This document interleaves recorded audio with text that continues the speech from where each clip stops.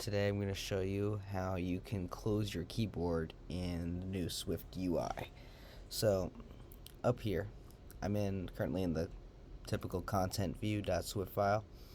So right underneath import SwiftUI, you want to add this extension.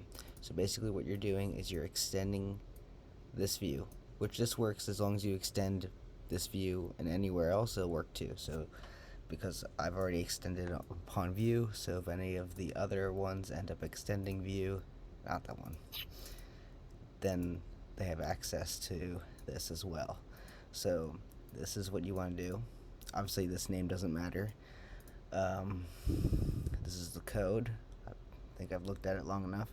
So then when you want to implement it, so right here, right now I have a navigation view. So upon the navigation view, that's where I put the that's where I call it, the self.dismiss keyboard, because that's what I named it, but this is the code that matters and you got to be extending it. So boom, and then make sure you call it where it matters. So I do on tap gesture right after I'm closing, because technically you're tapping on the view, right? So if you have like a stack or something else, then you're gonna do it on that instead of navigation view, like myself. So any questions, comments, concerns, suggestions for other videos, leave in the comments below, and have fun.